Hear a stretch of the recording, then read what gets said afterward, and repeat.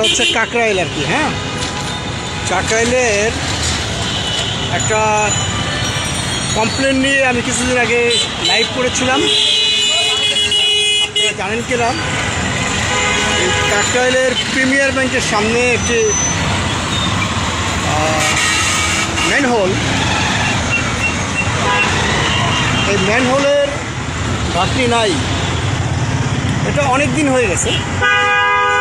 পথচারী চলাফেরা করে। কিছুদিন আগে এখানে এই দেওয়া ছিল, কিছুদিন আগে এখানে কাটা বাঁশ, লাঠি, সোটা দেওয়া ছিল, বাঁশ দেওয়া ছিল। এখন কিছুই নাই, এখন একদম উন্মুক্ত। ভিতরে অনেক গভীর দেখা যাচ্ছে, ভিতরে অনেক গভীর। এখানে দীর্ঘদিন ধরে ম্যানহোলে ঢাকনি নাই। পথচারী পারাপার ঝুঁকিপূর্ণ, পথচারী পারাপার ঝুঁকিপূর্ণ, দেখার কেউ নেই। আপনারা লোকেশনটা বুঝতে পারবেন। এটা হচ্ছে ঠিক প্রিমিয়ার ব্যাংকের নিচে, আগে যেখানে রাজমণি সিনেমা হল ছিল,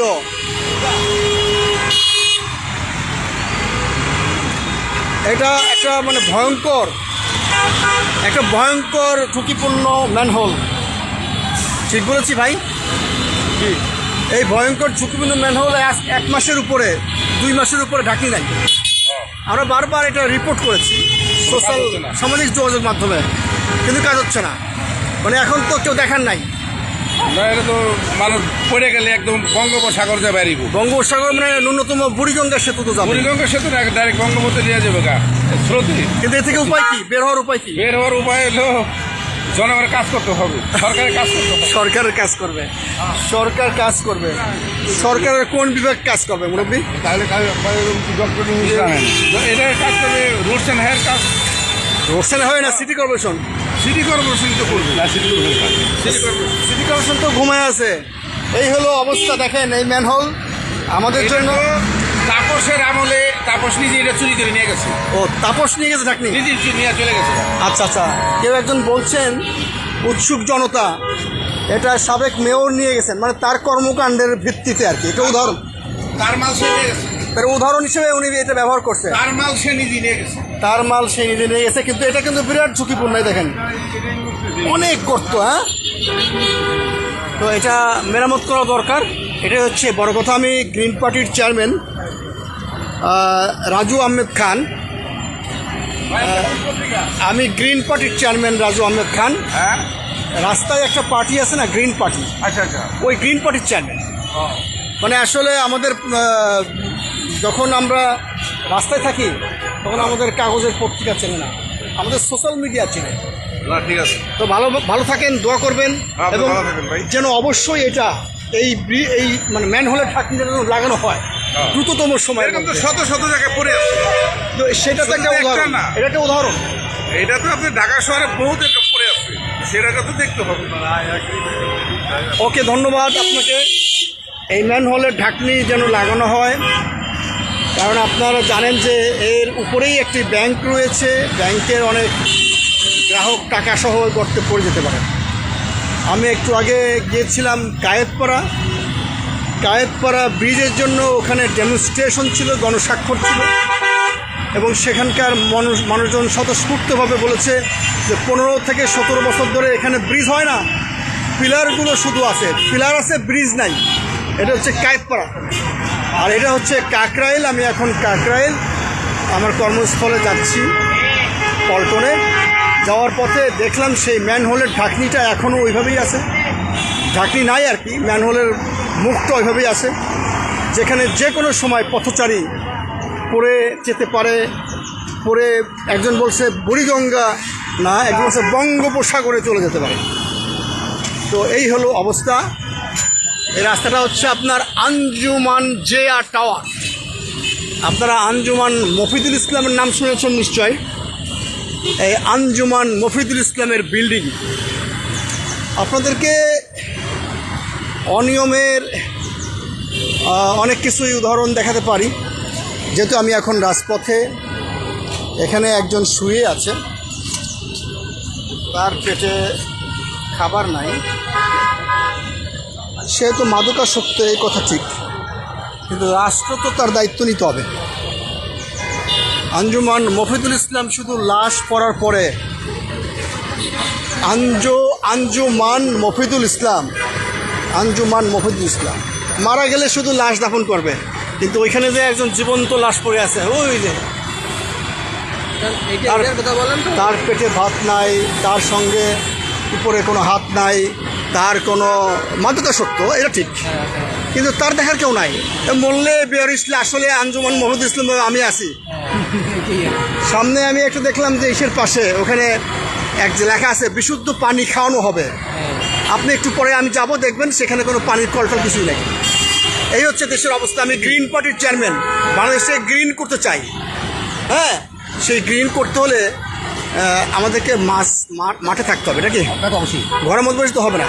না ঘরে বসে একটু আগে দেখলাম যে ওই পথে আসার পথে করতে হবে না। প্রিমিয়ার ব্যাংকের নিচে দেখলাম যে ওখানে ম্যান হোলের ঢাকনি নাই, এবং ভিতরে দেখলাম বিরাট গর্ত।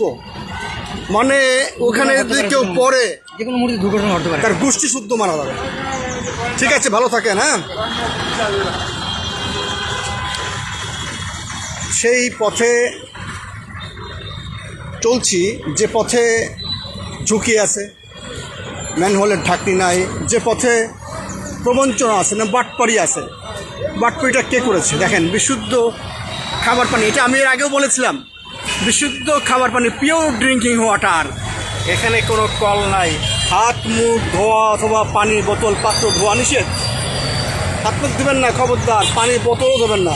খাবার পানির অপচয় গর্হিত কাজ, জরিমানাযোগ্য অপরাধ, সব ঠিক আছে। নিচে টাইলস দিয়ে বাঁধানো আছে, বিশুদ্ধ খাবার পানি লেখা আছে, কিন্তু খাবার পানি নাই, এগুলো দেখার কেউ নাই।